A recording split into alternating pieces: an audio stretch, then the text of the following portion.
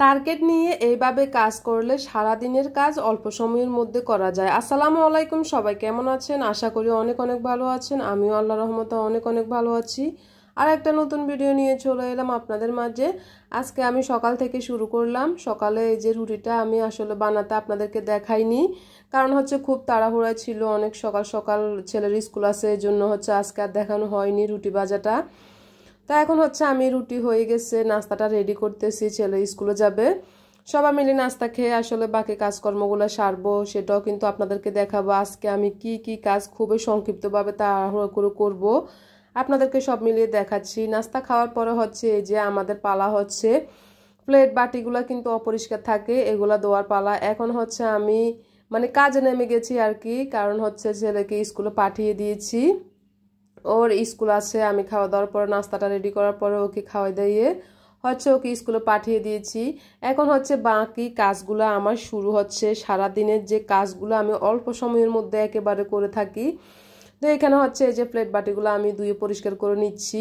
আসলে আমরা হচ্ছে কি অনেক সময় কাজগুলো আমাদের থেকে যায়, কিছু পরিমাণে আমরা অলসতা করি।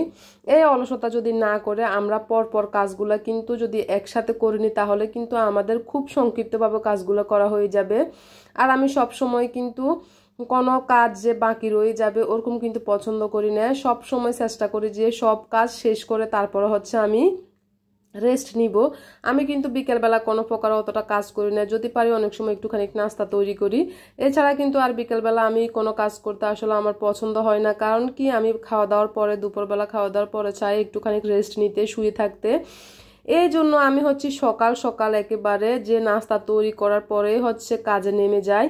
সারা দিনের যা যা কাজ আছে আমি সারাক্ষণ কিন্তু সকাল থেকে শুরু করে খুব সুন্দরভাবে গুছিয়ে কাজগুলো করে নিই একটার পর একটা। একেবারে কিন্তু আমি থেমে থাকি না।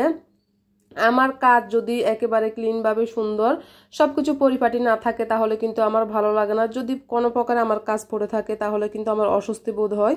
দেখতে পাচ্ছেন হাঁড়ি পাতিল ধোয়ার পরে হচ্ছে এখন হচ্ছে আমি চুলাটা পরিষ্কার করে নিয়েছি। তারপরে হচ্ছে এই যে এখানে ক্যাবিনেটটা হচ্ছে একটু ধুলাবালি পড়লো, অনেকদিন হয়েছে আসলে ঝাড় মোছা হয়নি, মাঝে মাঝে পরিষ্কার করি আর কি, পরিষ্কার করতে হয় এগুলা, যেহেতু বাসা বাড়িতে এমনি ধুলাবালি বেশি আছে আর কি।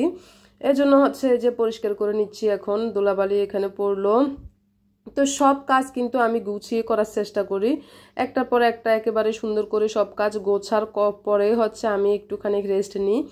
আমি মনে করি যে সবারই এই কাজটা করা উচিত, যে একেবারে কোনো কাজ ফেলে না রেখে একটার পর একটা কাজ করলে কিন্তু আমরা সারাদিনের কাজ কিন্তু খুবই অল্প সময়ের মধ্যে আমাদের হয়ে যায়। আসলে আমরা একটু অলসতা বোধ করি অনেক সময়, যে অলসতা বোধ যে করে আসলে তার কাজ কিন্তু সারাদিনে লেগে থাকে, সারাদিনে করতে হয় অলস বোধ যদি আমরা থাকি আর কি। তো এই জন্য কি অলস বোধটা না করে আমরা হচ্ছে সারাদিনের কাজটা খুব সুন্দরভাবে সকাল থেকে শুরু করে একটার পর একটা করলে কিন্তু আমাদের অল্প সময়ের মধ্যে সব কাজ কিন্তু গুছিয়ে করা যায়। আমি যেভাবে করতেছি আপনাদেরকে কিন্তু আমি পরপর দেখাচ্ছি, কারণ আমি কাজগুলো কিন্তু একেবারে সারাদিনের কাজটা কিন্তু আমি অল্প সময়ের মধ্যে পরপর কিন্তু করে তারপর হচ্ছে রেস্ট নিয়েছি। দেখতে পাচ্ছেন ক্যাবিনেটটা মোছার পর হচ্ছে এখানে যে ডাইনিং টেবিলের গ্লাসটা কিন্তু একটুখানি অপরিষ্কার হয়ে গেছে, কারণ খাওয়া দাওয়ার পরে এখানে হচ্ছে একটুখানি খাবার টাবার পরে, আর যেহেতু ছোট বাচ্চারা খায় এই জন্য হচ্ছে একটু ময়লা হয়। তা আমি একটু এই যে লিকুইড দিয়ে হচ্ছে এখানে পরিষ্কার করে নিচ্ছি ভালোভাবে, একটুখানি স্প্রে করে নিচ্ছি। স্প্রে দিয়ে পরিষ্কার করলে আসলে গ্লাসে কোনো প্রকার ময়লা থাকে না। তো সুন্দরভাবে আমি ক্লিন করে নিচ্ছি। সব কাজ কিন্তু পরপর করে আস্তে আস্তে করে নিচ্ছি। এভাবে হচ্ছে আমি কাজগুলো গুছিয়ে করি সারাদিনের কাজটা। তা আপনাদেরকে কিন্তু আমি আজকে সব মিলিয়ে দেখাবো। দেখতেই পাচ্ছেন এখানে কত সুন্দর গ্লাস পরিষ্কার হয়ে গেছে। তা আমি মোটামুটি এই কাজগুলো সারলাম। এখন হচ্ছে এই যে অনেক কাপড় কিন্তু আমি আজকে ধুয়েছি, ছেলের ড্রেস, তারপরে হচ্ছে এখানে হচ্ছে এই যে মোজা, তারপরে যা যা যাবতীয় অনেক প্রকারে কিন্তু আমি কাপড় ধুই। আসলে এগুলা কিন্তু আমার থাকে, আর এগুলা কিন্তু কোনো প্রকারে আমি ওয়াশিং মেশিনে ধোয়া হয়নি।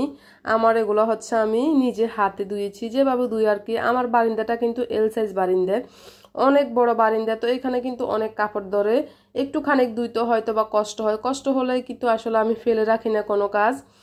ছোট বাচ্চা আছে আমার, খুব এলোমেলো করে, তারপরে একটু চেষ্টা করি গুছিয়ে করার জন্য। এলোমেলো থাকে অনেক সময়, যতটাও করতে চেষ্টা করি না কেন, থাকলেও কিন্তু আমি কোনো কাজ আসলে ফেলে রাখি না, একেবারে সুন্দর করে গুছিয়ে করার চেষ্টা করি। এখন হচ্ছে ছোটদের জন্য হচ্ছে ছোট বড় সবাই খেতে পারে আর কি। ওদের জন্য একটু পুডিং তৈরি করলাম। এই পুডিংটা আসলে আমি রাত্রে তৈরি করে ফ্রিজে রেখে দিয়েছি, যাতে করে ওরা সকালবেলা কিংবা দুপুরবেলা এটা খেতে পারে। তো আমি ওদেরকে আসলে টাইম মতো একটুখানি দুপুরবেলা হয়ে এই পুডিংটা আমি বের করে ওদেরকে কেটে দিচ্ছি। যেহেতু রাত্রে ওরা দেখেনি, জানেও না আমি যে পুডিং তৈরি করেছি, তো পুডিংটা তৈরি করে আমি এখন বের করলাম। দেখতে পাচ্ছেন মাশাআল্লাহ অনেক সুন্দর হয়েছে, যেমন কালার তেমন পুডিং অনেক সুন্দর হয়েছে। এখন আমি ওদেরকে কেটে খেতে দিব। তো এই কাজগুলো কিন্তু আমি আসলে সুন্দরভাবে করার চেষ্টা করি। সব ধরনের কাজ সংসারের গৃহিণীরা যদি সুন্দরভাবে কাজগুলো গুছিয়ে করার চেষ্টা করে, তাহলে কিন্তু কখনোই সংসারটা এলোমেলো থাকে না। অনেক চেষ্টা করি, অনেক অনেক যেভাবে যতটা একেবারে করতে পারি আমি সারাদিনের কাজগুলো গুছিয়ে করার খুবই চেষ্টা করি। আর ইনশাল্লাহ মোটামুটি পারিও, না হলে কিন্তু এতটুকু কাজ করতেও পারতাম না, এতটুকু এগাতে পারতাম না। তা এখন আমি এই যে ছেলেদের জন্য পুডিংটা এই যে প্লেটে দিয়ে দিয়েছি, ওরা কিন্তু সুন্দরভাবে খেয়ে নিবে। তো দেখতে পাচ্ছেন কত সুন্দর এই যে পুডিংটা হয়েছে, অনেক সুন্দর, আমার থেকে খুবই ভালো লাগলো। তো যাই হোক, ওদেরকে খাওয়ানোর পরে এখানে আমার দুপুর হয়ে গেছে আর কি। দুপুরবেলা রান্না বান্নার কাজে থাকে, বললাম না আমার মেইন কাজ কি একেবারে যে সকাল থেকে আমি রান্না বান্না পর্যন্ত, তারপর বাচ্চাদেরকে খাওয়ানোর পর পর্যন্ত আমার কাজটা থাকে একেবারে। কারণ কি এই বাকি কাজগুলো আমি রান্না বান্নার পরে আর কোনো প্রকারে দুপুরবেলা খাওয়া দাওয়ার পরে আমি কোনো কাজ করতে পারি না। আসলে আমি খাওয়া দাওয়ার পরে চাই একটুখানি শুয়ে থাকতে, এটা আসলে বেশি পছন্দ করি আর কি। এজন্য আজকে যে রান্না বান্না সব রেডি করতেছি, চিংড়ি মাছ দিয়ে লাউ রান্না করব, আর রুই মাছ রান্না করব আর কি। তো এখন আমি এই যে লাউ রান্না করতেছি চিংড়ি মাছ দিয়ে। এখানে চিংড়ি মাছটা একটু খানিক কষিয়ে নিচ্ছি, তারপর পানি দিয়ে দিব পরিমাণ মতো।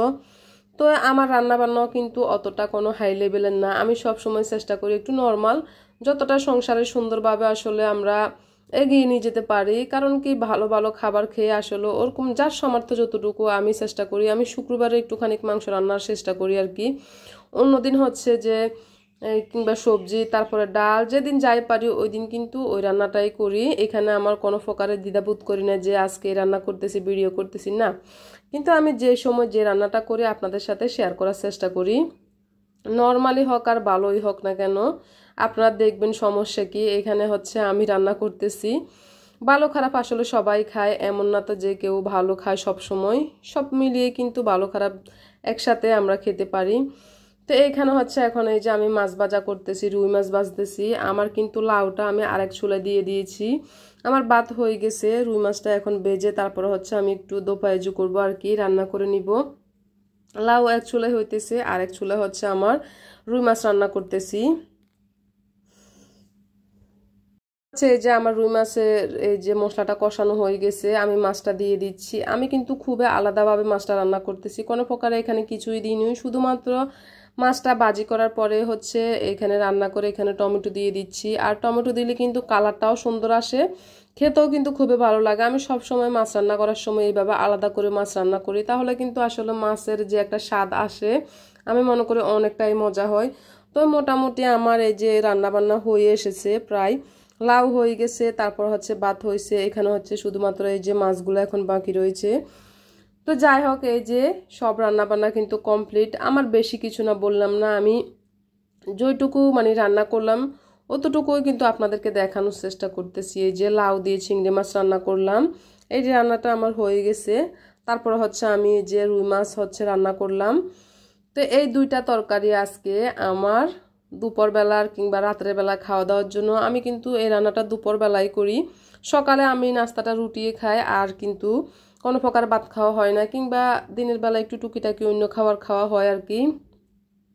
তো এই যে এটা দুপুর আর রাতের জন্য রান্নাটা আমার করা শেষ। মোটামুটি দুপুরবেলা রান্না বান্না করার পরে খাওয়া দাওয়ার পরে এই যে বিকেলের নাস্তার ফালা। কি করব আসলে বিকেলের নাস্তা সব সময় একটা না একটা থাকে, কারণ কি বিকেলের নাস্তা সবাই করতে চেষ্টা করে। দুপুরবেলা খাওয়া দাওয়ার পরে কিন্তু সময়টা এখন অনেক বড়, দিন অনেক বড় হয়ে গেছে, এই জন্য এখন যে কোনো কিছু নাস্তা খেতে হবে। আর সব সময় কিন্তু আমাদের একটা না একটা নাস্তা থাকে।